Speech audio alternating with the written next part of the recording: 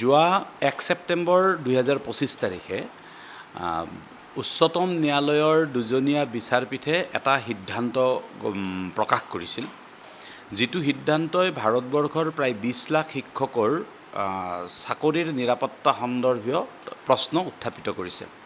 এই ৰায়টোৰ যোগে এই কথাটো কোৱা হৈছে যে সকলো শিক্ষকেই টেট কোৱালিফাইড হোৱাটো প্ৰয়োজনীয় আৰু এইটো বাধ্যতামূলক হিচাপে গ্ৰহণ কৰা হৈছে। ইয়াৰ পিছতেই আমাৰ অখিল ভাৰতীয় প্ৰাথমিক শিক্ষক সংঘৰ জৰিয়তে আমি কোৰ্টত ৰিভিউ পিটিশ্যন ফাইল কৰিছিলোঁ আৰু কোৰ্টৰ ৰিভিউ পিটিশ্যন ফাইলটো যোৱা 13 মে তাৰিখে শুনানি হোৱাৰ পিছত ইতিমধ্যে সেই আগৰ সিদ্ধান্তকে দুজনীয়া বিচাৰপীঠে বাহাল ৰাখিছে আৰু সকলো শিক্ষককে টেট পাছ কৰিব লাগিব বুলি সিদ্ধান্ত প্ৰকাশ কৰি তেওঁলোকৰ নিৰ্দেশনা প্ৰকাশ কৰিছে। এতিয়া বিষয়টো হ'ল এইটোৱে যে আমি দেশৰ শিক্ষকসকল যেতিয়া নিয়োজিত হয় প্ৰতিটো সময়তে একোটা নীতিৰ মাজেৰে নিয়োজিত হয় আৰু এটা নিযুক্তি প্ৰক্ৰিয়াৰ বিধি সলনি হৈ নতুন এটা নিযুক্তি প্ৰক্ৰিয়াৰ বিধি আহিলে পুৰণি বিধিটো অবৈধ হৈ যাব এনেধৰণৰ নিৰ্দেশনাই যদি চলিত হয় তেনেহ'লে দূৰ ভৱিষ্যতলৈকে সকলো শিক্ষকৰ নিৰাপত্তাহীনতা হ'ব। অকল শিক্ষকৰেই নহয়, এই সিদ্ধান্তটো কাৰ্যকৰী হ'লে কাইলৈ অন্য বিভাগৰ কাৰণেও একেই ধৰণৰ সংশয় সন্দেহ সৃষ্টি হ'ব।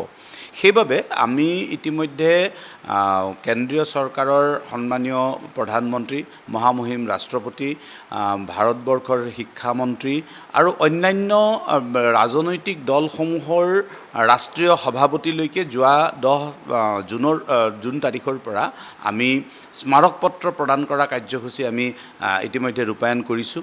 আনহাতে অহা 15 তাৰিখৰ পৰা আমি MP সকললৈকে আমি নক দা ড'ৰ কাৰ্যসূচী এটা আমি ৰূপায়ণ কৰিবলৈ সিদ্ধান্ত গ্ৰহণ কৰিছোঁ। তাৰ পিছতে আমি মহামান্য উচ্চতম ন্যায়ালয়ত আমি কেনেকৈ এই বিষয়টো পুনৰ আবেদন কৰিব পাৰি এই বিষয়ে আমি চিন্তা চৰ্চা কৰিছোঁ। এইকাৰণেই যে ইয়াৰ জৰিয়তে যিটো শিক্ষক বা অন্যান্য ক্ষেত্ৰৰো চৰকাৰী কৰ্মচাৰীসকলৰ বাবে এটা নজিৰ সৃষ্টি হ'ব আৰু যিটো নজিৰে সকলোৰে ভৱিষ্যতৰ প্ৰতি এটা শংকা সৃষ্টি কৰিব এই সিদ্ধান্ত বাতিলৰ বাবে আৰু এই সিদ্ধান্তক পুনৰ বিবেচনাৰ জৰিয়তে নতুন সিদ্ধান্ত গ্ৰহণৰ বাবে আমি সাংসদসকলৰ প্ৰতি আমি আহ্বান জনাম আৰু আমি সাংসদসকলক ক'ম যে 21A আৰ্টিকলৰ অধীনত যি 21A আৰ্টিকলৰ অধীনত ভাৰতবৰ্ষত শিক্ষা অধিকাৰ আইন প্ৰতিষ্ঠা হৈছিল। এই শিক্ষা অধিকাৰ আইনখন যেতিয়া 2017 চনত এমেণ্ডমেণ্ট কৰিছিল, সেই এমেণ্ডমেণ্টৰ সময়ত থকা এটা চেণ্টেন্স, যিটো চেণ্টেন্সৰ ডেৰ্থ অৰ্থ আছে যে যদি চিন্তা কৰা যায় এইটো সকলো শিক্ষকে টেট কৰিব লাগে, যদি উল্টাকৈ ভবা যায় যে নহয় 2010ৰ পিছৰখিনিয়ে কৰিব লাগে, এনেকুৱা এটা ডেৰ্থ অৰ্থ থকা কাৰণে কোৰ্টে আৰ্টিকল 12(1)ৰ আধাৰত নিজাববীয়াকৈ এটা সিদ্ধান্ত দি দিছে যে সকলো শিক্ষকে মেণ্ডেটৰী টেট পাছ কৰিব লাগে।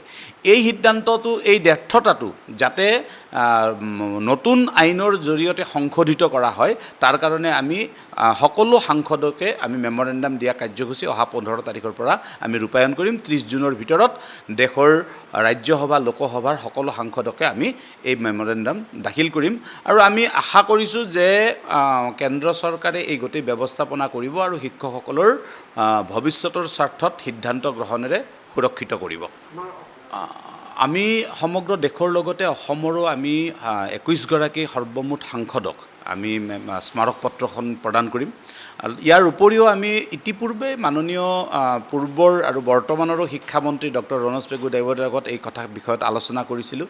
এতিয়াও যিহেতু কেন্দ্ৰ চৰকাৰ বা ৰাজ্য চৰকাৰে কোনো নিজাববীয়া সিদ্ধান্ত গ্ৰহণ কৰা নাই আৰু আমি আশা কৰিছোঁ যে যি সিদ্ধান্ত গ্ৰহণ কৰিব শিক্ষকসকলৰ স্বাৰ্থত সিদ্ধান্ত গ্ৰহণ কৰিব আৰু সেইবাবে আমি অসম চৰকাৰকো আমি অনুৰোধ কৰিম, যেনেকৈ UP গভৰ্ণমেণ্টে নিজাববীয়াকৈ ৰিভিউ পিটিশ্যন ফাইল কৰিছিল, ঠিক তেনেধৰণে এতিয়াও অসম চৰকাৰে শিক্ষকসকলৰ স্বাৰ্থত কিবা আইনীগতভাৱে ব্যৱস্থা গ্ৰহণ কৰে নেকি, আমি তেখেতসকলৰ লগতো এই বিষয়ে পৰ্যালোচনা কৰিম।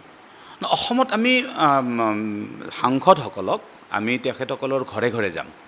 যদি কেতিয়াবা ঘৰত নাথাকি ধৰক দেহলীতো থাকিব পাৰে এইকেইটা দিনৰ ভিতৰত, তেতিয়াহ'লে আমি আমাৰ যিহেতু ৰাষ্ট্ৰীয় কাৰ্যসূচী এইটো, আমি দিল্লী শিক্ষকসকলৰ জৰিয়তে হ'লেও তেখেতসকলক আমি লগ কৰাম। মুঠৰ ওপৰত কথাটো এনেকুৱা যে যিকোনো উপায়ে আমি সাংসদসকলক লগ কৰিম আৰু তেখেতসকলক আমি এই সমস্যাটো জনাই সংসদত যাতে সজোৰে এই বিষয়টো উপস্থাপন কৰে আৰু এইটো সংশোধনী আনাৰ বাবে ব্যৱস্থা কৰে, তাৰ কাৰণে আমি অনুৰোধ জনাম। ইতিমধ্যে আমি 2025 চনতো এনেধৰণৰ কাৰ্যসূচী এটা আমি ৰূপায়ণ কৰিছোঁ আৰু সেইটোৰ ফল হিচাপে আমি দেখিছোঁ যে বিভিন্নগৰাকী সাংসদে সংসদত এই বিষয়টো উপস্থাপন কৰিছে আৰু উপস্থাপন কৰাৰ পিছত বিষয়টো চৰ্চা হৈছে। চৰ্চা হৈ থকা বিষয়টো যাতে সিদ্ধান্তলৈকে যায়, তাৰ কাৰণে আমি সকলোকে অনুৰোধ জনাম।